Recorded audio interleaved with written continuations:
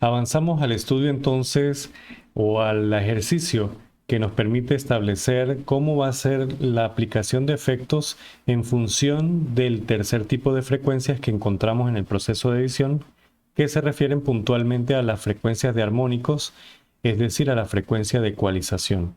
Hay que hacer el recordatorio de que estamos hablando de una frecuencia de armónicos, no necesariamente de la muestra en cuanto a su tonalidad, sino a los armónicos que conforman a esa muestra. Por tanto, realmente esto que vamos a hacer a continuación debería estar dentro del orden de lo que sería el trabajo del timbre o la edición en cuanto al parámetro del timbre, pero la hemos querido incluir dentro del parámetro de edición de la frecuencia para no confundirnos con los términos de frecuencia.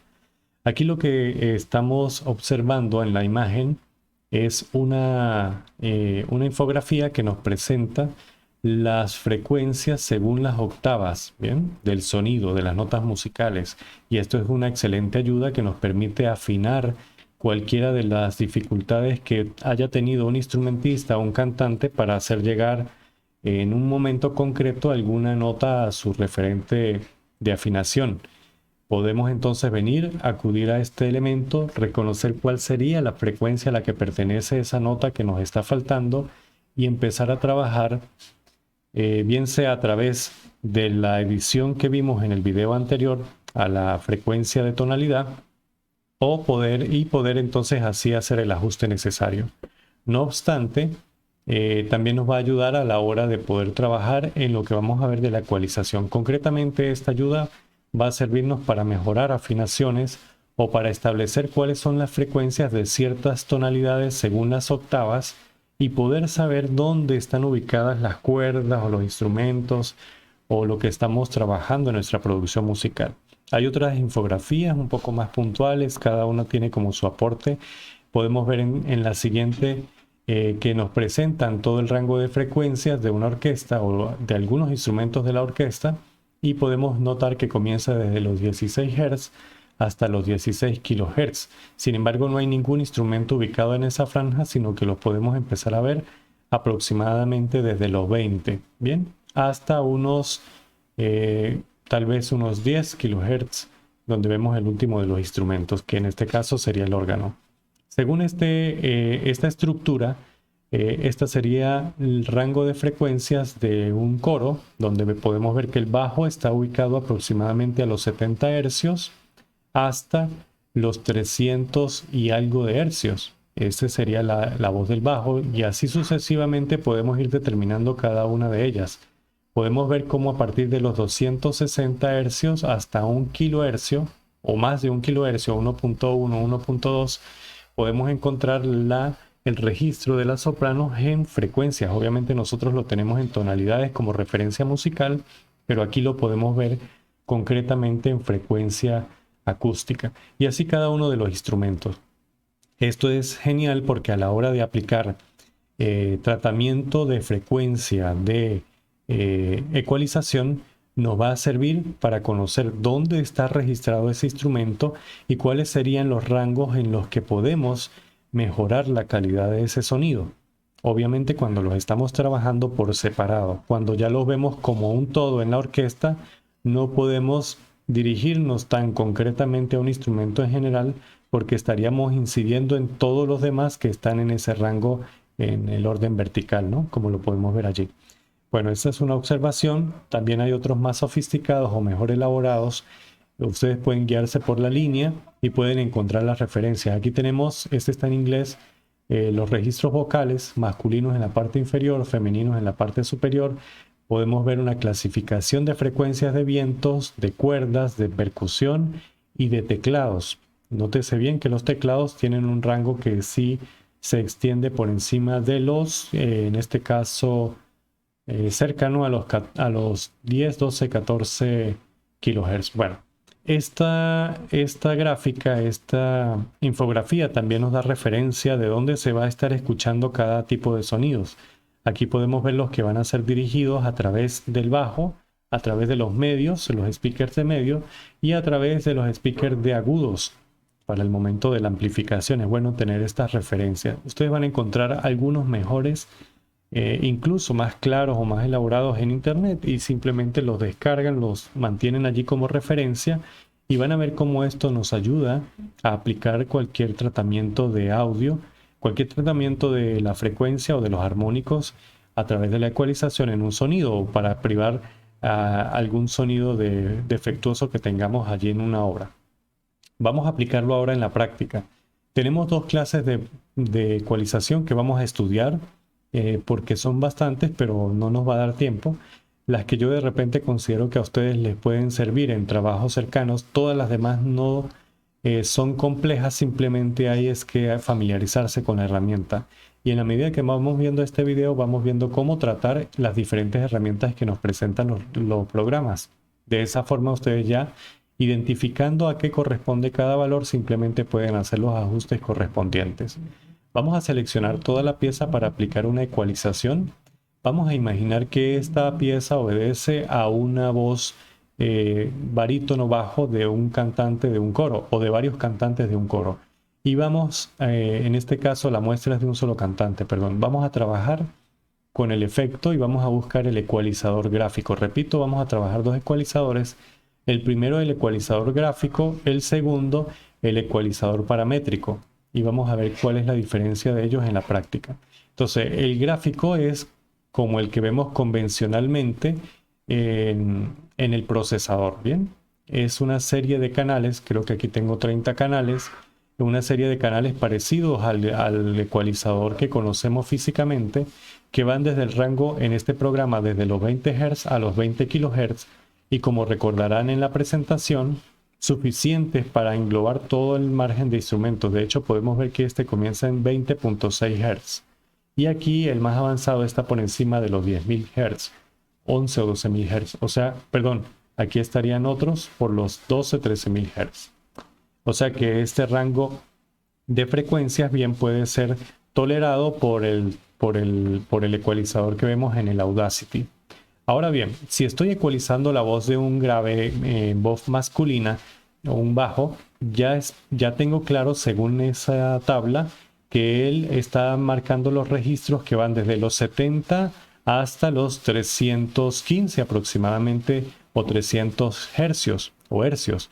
Voy entonces a aplicar siempre las configuraciones y mejoras a la voz de esa muestra de audio en ese rango en primer lugar. ¿Por qué? Porque sé que sus registros están marcándome siempre frecuencias que están en armónicos de estas frecuencias. Entonces yo con estos, primero, antes que acudir a otros, empiezo a establecer cuáles son los armónicos que debo reforzar.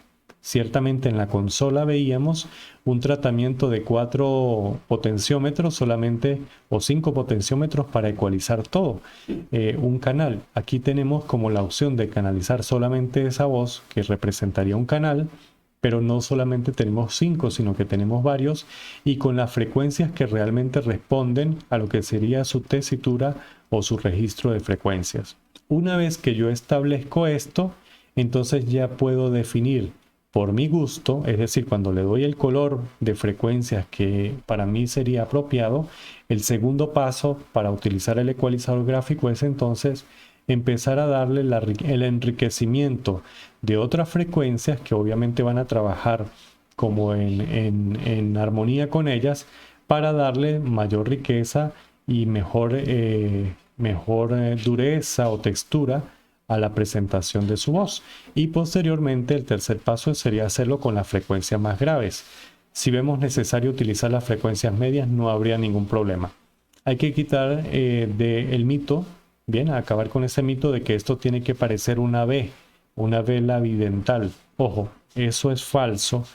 Ya de hecho les estoy mostrando que estas configuraciones se organizan cuando son por voces de esta manera. Primero establecemos el refuerzo de frecuencia de las frecuencias que identificamos del cantante o de la obra musical que estamos evaluando, y después con esa información, una vez que la hemos establecido, comenzamos a enriquecer. Una segunda técnica para aplicar una ecualización más cercana a lo que debe ser apropiado es identificar en cada sonido de una muestra, cuál es la frecuencia que predomina en toda la muestra. Entonces hay algunos analizadores, como en este caso, que nos van a permitir identificar frecuencias dentro de todo un espectro. Entonces allí nos iría reflejando cuáles son las frecuencias que más se destacan. Si esto fuera una sola voz, tendríamos un registro de frecuencias un poco más claros, ¿no? Si yo presiono, por ejemplo, aquí en la parte o coloco el puntero en la parte superior, veo que estos picos los están marcando en una frecuencia que está sobre, como podemos ver aquí abajo donde dice cursor, sobre los 400 y algo de hercios. Y si hago clic, me dice en el lado donde dice pico, me va a marcar a qué corresponde esa tonalidad. Aquí está, 432 hercios, o sea, cercano a un La 4. Y puedo obtener una respuesta de 17.8 decibeles. O sea que esta frecuencia que yo estaría editando, si esto fuera una sola voz, estaría más o menos en ese rango. Entonces, esto sería lo más alto. Puedo encontrar otras referencias como esta, que serían seguramente octavas o armónicos de ese sonido. Y si yo me posiciono y hago clic, puedo ver que efectivamente estoy en el La 5, donde dice pico. Bien, y el cursor está más o menos en los 800, 900 hercios. Si yo me ubico en otro reflejo de pico, por ejemplo esto, y me posiciono puntualmente, yo estoy usando un puntero muy grande, es para referenciarlos. Puedo ver que el pico está en el re quinto, o sea que esto está en armonía con el La, de manera que son armónicos que vamos a ver representados a lo largo de todo ello. O sea que yo podría estar reforzando para que esto me suene con toda su carga, podría estar reforzando los 580 hercios, los 900 hercios y por supuesto la frecuencia fundamental que sería o la más resonante o la más marcada en este punto, que sería la de 432 hercios. Sin embargo, aquí vemos un rango también. Obviamente que hay muchos instrumentos y diferentes, están las flautas, están otros elementos de cuerda, pero si fuera una voz ustedes notarían que esto sería diferente. Entonces yo puedo establecer que aproximadamente tengo un rango que responde después de los 50, 70 hercios hasta más o menos los 2000 hercios. O sea que todo ese rango de frecuencias yo los puedo ajustar dentro del ecualizador para acomodar un poco este sonido, mejorarlo, darle ganancias, darle fuerza a algunas frecuencias concretas, valga la redundancia. Ya no sé qué palabra usar porque todo esto es repetitivo. Ahora bien, si quiero hacer un buen trabajo, establezco entonces los picos que más resaltan porque sé que son sus armónicos y ahí también puedo determinar si hay ruidos. Si yo me posiciono en este punto, voy a encontrar un múltiplo, otra subdivisión. Observen que estoy en un La 6 sobre los 1700. Si me posiciono en este, voy a estar seguramente en un Re 6. Si me posiciono en otro que sobresalga por acá, también debe ser una frecuencia amiga del La. Estamos en el Do, bien, de 2108 hercios, o sea, 2 kilohercios. Y cuando ya estoy ubicado en esa relación de la frecuencia de todo mi trabajo, pues simplemente selecciono, me vengo a efectos, vuelvo al ecualizador gráfico y ya sé, perdón que se me perdió de vista, ecualizador gráfico. Y en el ecualizador gráfico entonces empiezo a buscar las frecuencias que están, primero la fundamental que corresponde a 432, no la hay concretamente, sino que hay de 400 y de 500, pero yo sé que al utilizar este búmetro, este potenciómetro, voy a estar arrastrando frecuencias cercanas a 315 y otras cercanas a 500. Bien, entonces yo sé que en estos elementos voy a encontrar, sobre todo en estos en estos tres voy a encontrar frecuencias amigables para potenciar ese sonido. Igual como notaron, hacia el 2 kHz donde vamos a encontrar los dos. Bien, o sea que estos dos elementos también me pueden dar una ganancia y otros que están en otras frecuencias, como pudimos determinar, cerca de los 900, que sería este de 800 y este de 1000.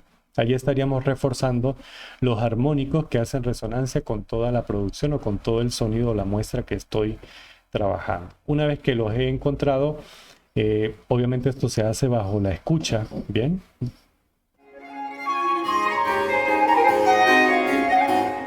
Lo estoy haciendo sin ningún tipo de criterio. Ustedes establecen criterios apropiados. Una vez que ya tienen fuerza y que pueden percibir todos los sonidos de esa muestra, es decir, si hay notas y las perciben claramente, entonces ya pueden ajustar los demás parámetros para darle el cuerpo que necesita o el brillo o la profundidad que se requiere. Eso sería dos maneras de utilizar el ecuador gráfico, bien sea con el parámetro que nos establecen las diferentes infografías de ayuda, o bien sea con que hacemos un análisis del espectro de nuestra muestra, que normalmente nos va a dar siempre en una tonalidad, como pudieron observar, y con ella entonces ubicamos las frecuencias que se van a desarrollar a lo largo de toda la obra y lo aplicamos a todo. De esa manera estaríamos haciendo un trabajo apegado al conocimiento. Vamos a poder ver ahora la segunda parte, el ecualizador paramétrico, en otro video para que no se haga extenso.